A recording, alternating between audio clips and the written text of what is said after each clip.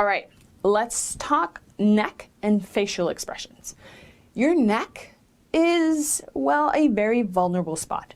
What you'll notice is that in particular women, when we're feeling uncomfortable and when we're feeling in one way or another threatened, we are very likely to touch the back of our necks or to cup our neck as a whole.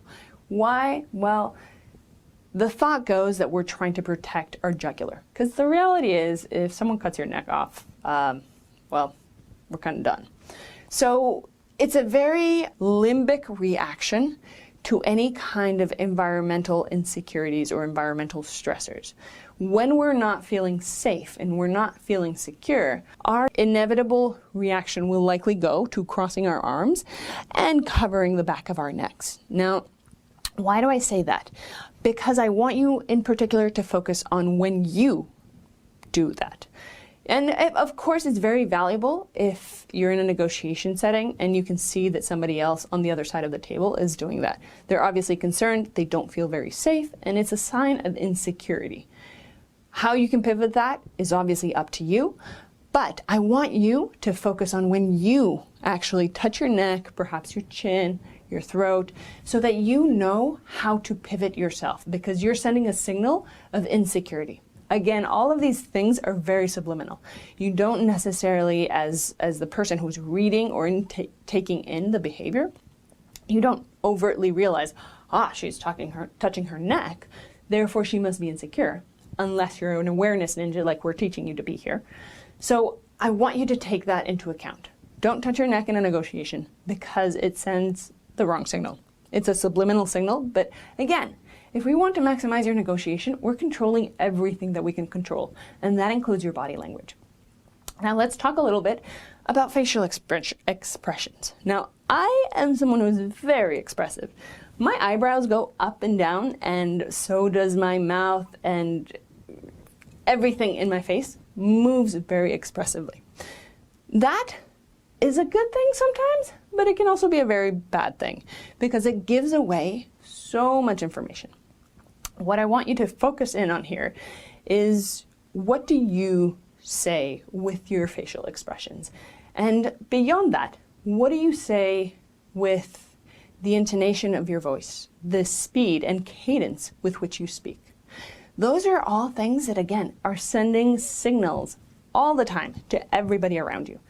For me, I'm very expressive, and right now, I'm kind of jazzed up about what I'm talking about. So I'm speaking fairly fast at a cadence that is pitched up even and fast because I love what I'm talking about. And I clearly love sharing this information with you. So you'll notice that my facial expressions mimic how I feel about what I'm talking about. So I want you to keep this in mind. Practice in a mirror. When you're feeling happy, just go to the mirror and take a look at yourself. See what you look like. And when you're feeling sad, go to the mirror and take a good look at yourself. Look at your eyebrows. What are your eyebrows doing? Are they frowning a lot? Are they happy? Or what do you do? Because everybody's very different, right? But the signals that you send are pretty much universal.